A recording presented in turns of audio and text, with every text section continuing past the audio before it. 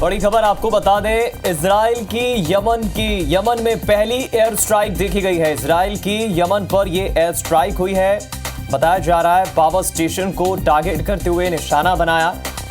हुती विद्रोहियों के कब्जे में यह पोर्ट था, यह इलाका था। ये जो पूरा पावर स्टेशन है ये उनके कब्जे में था। हमले के बाद फ्यूल डिपो में भीषण आग लग गई और इस हमले में 3 हुती विद्रोहियों के मारे जाने की खबर है। तेल अवीव पर हमले के जवाब में यमन पर यह अटैक किया गया। हुती विद्रोहियों ने ड्रोन से तेल अवीव पर हमला किया था। इधर अंतर्राष्ट्रीय कोर्ट से इजराइल को भी बड़ा झटका लगा है और इंटरनेशनल कोर्ट ऑफ जस्टिस ने अपने फैसले में कहा है कि इजराइल का फिलिस्तीनी इलाकों पर कई दशकों से अवैध कब्जा है और इसे जल्द से जल्द खत्म किया जाना चाहिए। और इसी बीच हुती विद्रोहियों के कब्जे में जो पोर्ट और पावर स्टेशन था, इस हमले के बाद फ्यूल डिपो में अचानक भीषण आग लग गई। उसकी तस्वीरें आपको दिखा रहे हैं। हमले में 3 हुती विद्रोहियों के मारे जाने की खबर है। तेल अवीव पर हमले के जवाब में यमन पर अटैक किया गया। हुती विद्रोहियों ने ड्रोन से तेल अवीव पर हमला किया था।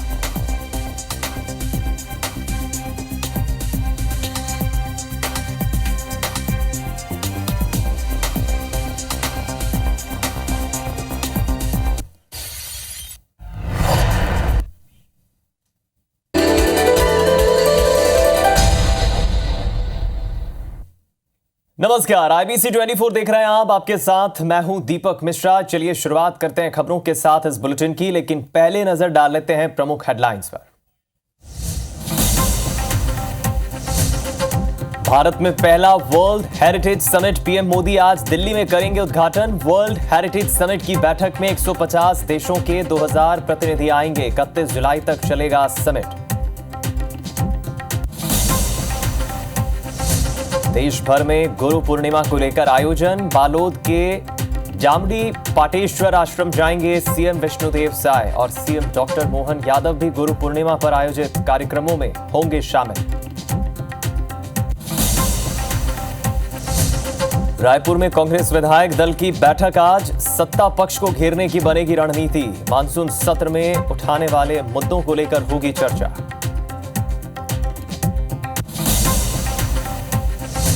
छत्तीसगढ़ में आयुष्मान कार्ड से इलाज में गड़बड़ी, 48 अस्पतालों के खिलाफ शासन ने की कार्रवाई। 11 को पेनल्टी, 33 अस्पतालों को कारण बताओ नोटिस। शहडोल में कांग्रेस नेता विक्रम सिंह के खिलाफ एफआईआर। नाबालिग से छेड़छाड़ और अश्लील हरकत का है आरोप। सुहागपुर जनपद पंचायत में सदस्य है विक्रम सिंह।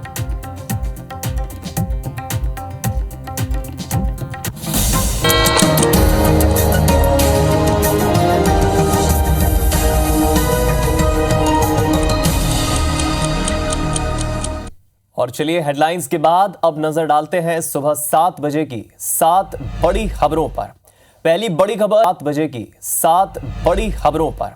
पहली बड़ी खबर, जहां नीट का सिटी सेंटर वाइज रिजल्ट जारी हो चुका है। सीकर का रिजल्ट 6 गुना ज्यादा आया। इधर केरल में निपाह वायरस का केस मिला है। 14 साल का एक लड़का संक्रमित पाया गया। तमिलनाडु बीएसपी अध्यक्ष हत्या केस में बीजेपी पदाधिकारी की गिरफ्तारी हुई है। इधर यूपीएससी के चेयरमैन का इस्तीफा सामने आया है। पिछले साल ही वो अध्यक्ष बने थे। हरियाणा में Congress MLA money laundering case में गिरफ्तार हुए हैं। तो वहीं नेपाल के नए प्रधानमंत्री केपी ओली संसद में विश्वास मत आज हासिल करेंगे। और 7वीं बड़ी खबर, विमेंस एशिया कप में भारत और यूएई के बीच आज मुकाबला होगा। और अब बात खबरों के विस्तार से। सबसे पहले बात करेंगे बड़ी खबर की। आज भारत में पहला वर्ल्ड हेरिटेज समिट होगा। पीएम मोदी इस वर्ल्ड हेरिटेज समिट का उद्घाटन करेंगे। 150 देशों के 2000 प्रतिनिधि बैठक में शामिल होंगे। 31 जुलाई तक ये वर्ल्ड हेरिटेज समिट चलेगा। आधुनिक भारत की और 2047 के डेवलप नेशन के विजन के साथ भारत सरकार जो काम कर रही है, इस दिशा में ये एक महत्वपूर्ण आयोजन होगा 31 जुलाई तक। हालांकि वर्ल्ड हेरिटेज समिट चलेगा और इस समिट में अलग अलग पदाधिकारी भी शामिल होंगे।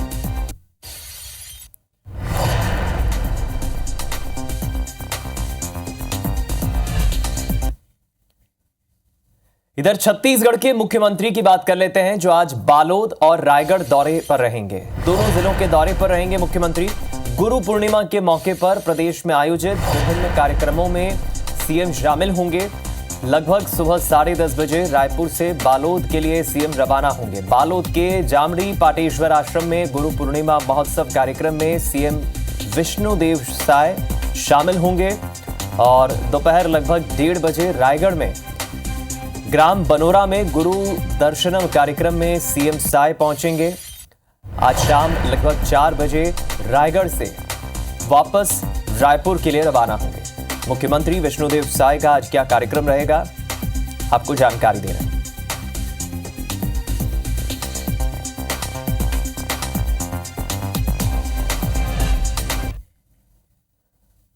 वहीं मध्य प्रदेश के मुख्यमंत्री डॉक्टर मोहन यादव के आज के दौरों की बात कर लें तो आज मुख्यमंत्री इंदौर दौरे पर रहेंगे। मुख्यमंत्री मोहन यादव सुबह 10 बजे भोपाल से इंदौर के लिए रवाना होंगे। सुबह लगभग 11:15 बजे इंदौर के देवी अहिल्या विश्वविद्यालय DAVV के कार्यक्रम में शामिल होंगे। गुरु पूर्णिमा के कार्यक्रम में सीएम मोहन यादव शामिल होंगे। दोपहर 1 बजे इंदौर से वापस भोपाल के लिए रवाना होंगे। मुख्यमंत्री मोहन यादव का आज इंदौर दौरा रहेगा, कार्यक्रमों में शिरकत करेंगे।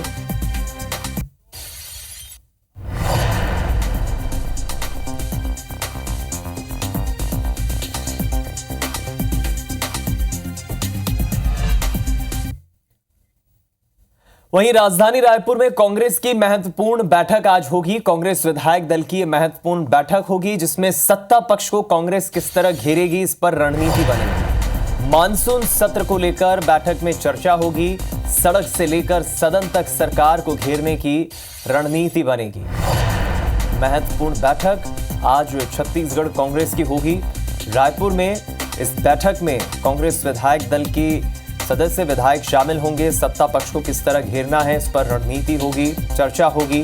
मानसून सत्र को लेकर किन मुद्दों को उठाना है, इन तमाम पहलुओं पर विस्तार से चर्चा होगी।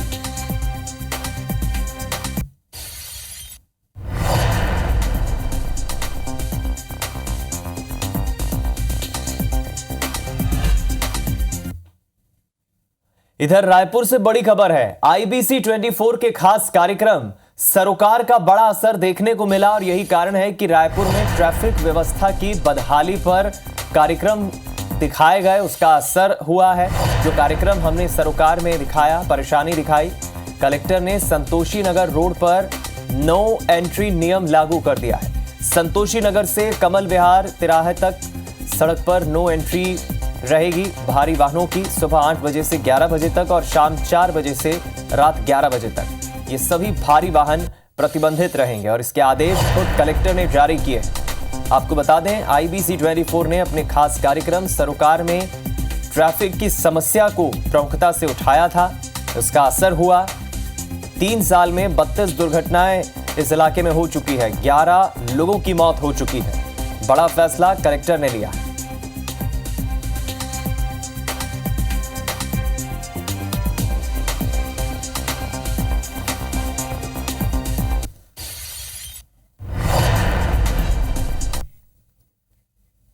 रुक करते हैं अगली खबर का। मध्य प्रदेश के शहडोल से खबर है, जहां कांग्रेस नेता पर गंभीर आरोप लगे हैं। कांग्रेस नेता विक्रम सिंह के खिलाफ FIR दर्ज हुई है। विक्रम सिंह पर एक नाबालिग से छेड़छाड़ करने के आरोप लगे हैं। नाबालिग के साथ अश्लील हरकत करने के आरोप हैं। सुहागपुर जनपद पंचायत सदस्य हैं विक्रम सिंह, जिन पर नाबालिग से छेड़छाड़ का आरोप लगा है। आरोप है कि नाबालिग के साथ कांग्रेस नेता ने अश्लील हरकत भी की है और फिलहाल विक्रम सिंह सुहागपुर जनपद पंचायत सदस्य हैं। शिकायत हुई है, FIR दर्ज हुई है। इस मामले में अब पुलिस आगे की जांच करेगी और नाबालिग के परिजन इस पूरे मामले में काफी नाराज है। पुलिस से सख्त कार्रवाई करने की मांग कर रहे हैं।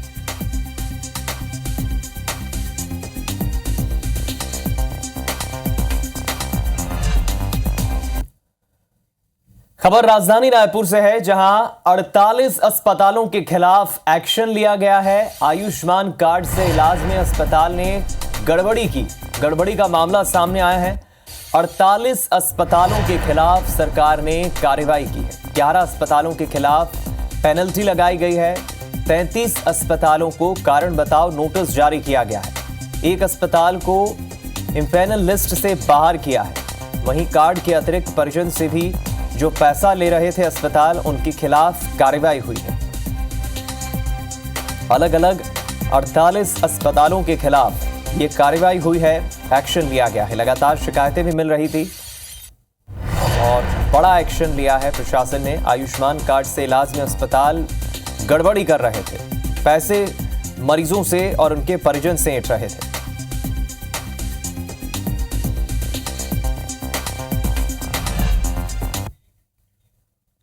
इधर उज्जैन से खबर है, जहां आज रविवार के दिन भी उज्जैन में स्कूल खुले रहेंगे। सोमवार को स्कूलों में अवकाश रहेगा। दरअसल इसके पीछे कारण यह है क्योंकि कल यानी सोमवार से 22 जुलाई से सावन की शुरुआत हो रही है। बाबा महाकाल की सवारी निकलेगी और ऐसे में जिला प्रशासन ने जो बैठक की उसमें फैसला लिया गया, क्योंकि बड़ी संख्या में श्रद्धालु उज्जैन पहुंचते हैं, बच्चों को परेशानी ना हो, इसलिए सावन माह तक जब तक उज्जैन में सवारी निकलेगी, रविवार को स्कूल खुले रहेंगे। रविवार की जगह बच्चों को छुट्टी अगले दिन यानी सोमवार को मिला करेगी।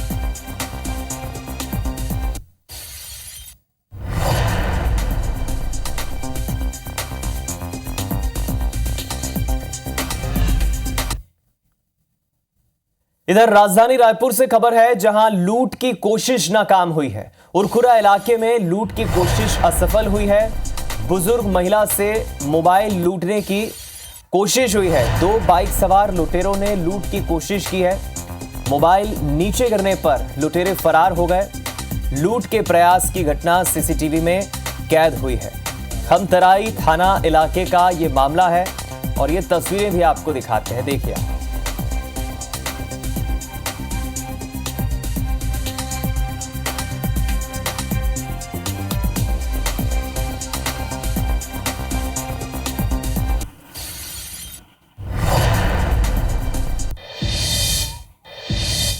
इधर रायपुर से खबर है, जहां गोली चलने के मामले में पुलिस को कई अहम सबूत मिले हैं, कई क्लू मिले हैं। दरअसल हरियाणा से अमन साव गैंग के 2 गुर्गों को हिरासत में लेकर पूछताछ की है पुलिस ने। सूत्रों के हवाले से ये पुख्ता खबर मिली है, हालांकि अभी आधिकारिक पुष्टि नहीं हुई है। पुलिस पूरे मामले का जल्द खुलासा कर सकती है। तेलीबांधा थाने में हत्या का प्रयास, आर्म्स एक्ट सहित अलग अलग मामलों में एफआईआर दर्ज है। रायपुर के तेलीबांधा इलाके में कारोबारी के ऑफिस के बाहर जो गोली चली थी, आईबीसी ने भी ये खबर प्रमुखता से दिखाई थी और अब सूत्रों के हवाले से बड़ी खबर है कि पुलिस इस पूरे मामले में एक बड़ा खुलासा कर सकती है।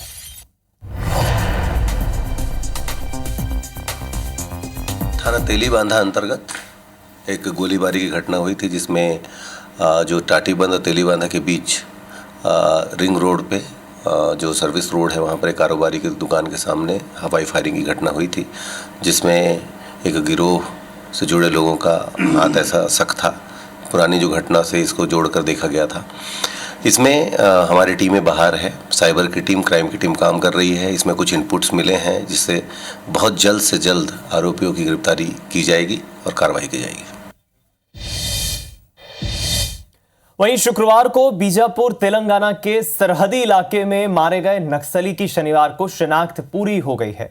मुठभेड़ में मारे गए नक्सली की पहचान 25 साल के प्लाटून 2 सेक्शन बी कमांडर बामन मड़काम के रूप में हुई है और उस पर 3 लाख का इनाम घोषित था। वो प्रतिबंधित संगठन भारतीय कम्युनिस्ट पार्टी माओवादी के नेशनल पार्क एरिया कमेटी में सक्रिय था।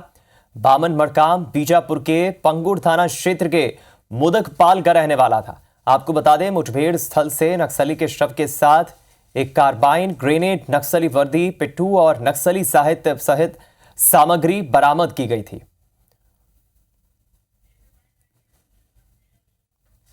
हमारे गए माओवादी की शिनाख्त की है, वो बामन मड़काम के रूप में हुई है, जो नेशनल पार्क एरिया कमेटी अंतर्गत प्लाटून नंबर 2 के सदस्य के रूप में सक्रिय था। इसके विरुद्ध जिला बीजापुर में 2 अपराध पंजीबद्ध। तो करेंगे एक बड़ी खबर का। मध्य प्रदेश के ग्वालियर से मिल रही है। ग्वालियर में वन स्टॉप सेंटर से भागी नाबालिग लड़की 6 नकाबपोश युवकों के साथ भागी। वन स्टॉप सेंटर के अंदर दीवार पार कर ये घुसे थे। 2 महिला सहित 3 गार्ड वहां मौजूद थे। गार्ड रूम में 5 लोग सोते मिले। ताला खोलकर नाबालिग को नकाबपोश युवक अपने साथ ले गए। सीसीटीवी कैमरे में यह घटना कैद हुई है। फिलहाल पुलिस जांच कर रही है।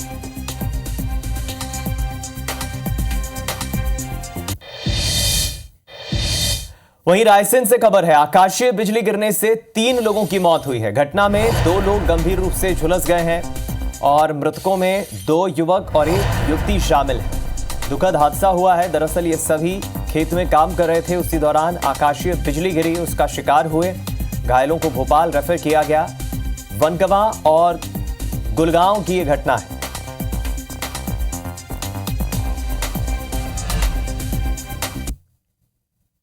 इसी के साथ इस बुलेटिन में इतना ही। खबरों का सिलसिला लगातार जारी है। मुझे दीजिए इजाजत। नमस्कार।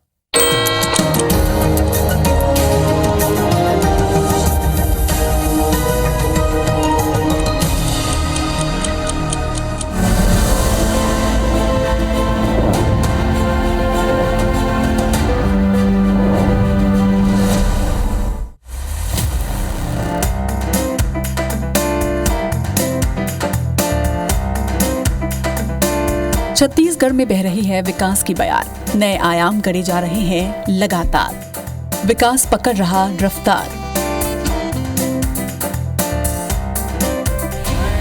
साई सरकार बनने के बाद छत्तीसगढ़ में मोदी की गारंटी को पूरा करने पर फोकस किया जा रहा है। इसके तहत प्रधानमंत्री आवास योजना के तहत तेजी से काम हो रहे हैं। मोदी की गारंटी के तहत प्रदेश में 18 लाख नए पीएम आवास बनाने की बात कही गई है, जिस पर साई सरकार ने अपनी पहली कैबिनेट बैठक में स्वीकृति भी दी है। मुख्यमंत्री विष्णुदेव साय के निर्देश के बाद छत्तीसगढ़ में प्रधानमंत्री आवास योजना के अंतर्गत पक्के आवास निर्माण का कार्य तेजी से किया जा रहा है।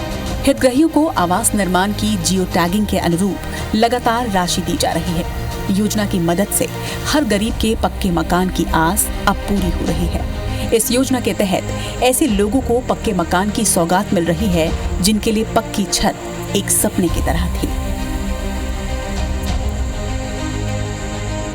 योजना तो ठीक चल रहा है। हमारा घर भी बन गया है। पहले मिट्टी की दीवार छान छप्पर रहा है, उसमें पानी टपक रहा है। हमको प्रधानमंत्री दी आवास भी दिया है, तो हमारा घर मकान बन गया है। वो शौचालय दे दे और घर मिले और पट्टो भी दे दे और घर ले और का चाहिए। हम तो धन्यवाद करता था। प्रधानमंत्री आवास योजना के तहत ग्रामीण क्षेत्रों में लाभार्थियों के लिए 18 लाख घर बनाए जाने हैं। प्रधानमंत्री आवास योजना का मुख्य लक्ष्य गरीबी रेखा से नीचे जीवन यापन करने वाले हर परिवार को अपना खुद का घर देना है। भारत सरकार के इसी उद्देश्य को पूरा करने के लिए छत्तीसगढ़ की साई सरकार संवेदनशीलता से लगी हुई है। सरकार शहरी और ग्रामीण इलाकों में लोगों के सपनों को अब पूरा कर रही है। 13 दिसंबर ला शपथ लेने के बाद दूसर दिन ही 14 तारीख के पहला कैबिनेट रख के 18 लाख गरीब मन के पक्का के मकान प्रधानमंत्री आवास में बनाए के निर्णय ले हन और काम शुरू भी होगी से। विष्णुदेव साय सरकार ने सत्ता में आते ही न केवल प्रधानमंत्री आवास योजना के तहत मकानों को स्वीकृति दी, बल्कि अधूरे आवासों को भी संवारना शुरू किया। गौरेला पेंड्रा मरवाही जिले में विशेष संरक्षित बैगा और पंडो जनजाति के लोगों को भी घर मुहैया कराया जा रहा है। इन जनजाति के निवास वाले 10 गांवों को चिन्हित कर 613 आवासों को स्वीकृति दी गई, जिनमें से 578 आवासों की पहली किश्त भी जारी की जा चुकी है। राज्य सरकार से मंजूरी मिलने के साथ ही पहले से स्वीकृत 27,576 मकानों में 90% घरों को जुलाई 2024 तक पूरा कर लिया गया, जबकि 2,649 मकानों को बनाने का कार्य चल रहा है, जिसे जल्द ही पूरा कर लिया जाएगा। इतना ही नहीं, जिले की अलग अलग ग्राम पंचायतों में प्रधानमंत्री आवास योजना के तहत नए आवेदन लिए जा रहे हैं, जिसको ग्राम सभा में अप्रूवल के आधार पर स्वीकृत किया जाएगा। पूरे ज़िले में अभी तक 27,576 के लगभग आवास स्वीकृत हुए हैं, जिसमें 24,959 आवास जो हैं वो कंप्लीट हो गए हैं और 3700 के लगभग आवास बचे हैं जो अभी प्रगतिरत हैं। पीएम जनमन में कुल इस ज़िले में 13 गांव हैं जिसमें 54 बसाहटें हैं, तो यहाँ भी आवास स्वीकृत किया गया है। लगभग अभी 613 आवास स्वीकृत किए गए हैं। पेंड्रा मरवाही जिले में प्रधानमंत्री आवास योजना के मकान मिलने के बाद हितग्राहियों को कच्चे घरों में सोना नहीं पड़ता। इससे खतरनाक जीव जंतुओं का खतरा भी कम हुआ है। वहीं अब हितग्राही पक्के मकानों में चैन की नींद सो रहे हैं। साई सरकार के वादे पर काम होने से लोग बेहद खुश हैं। छानी छप्पड़ में रहते रहे, हाँ, पानी गिरता था तो परेशानी होता रहा।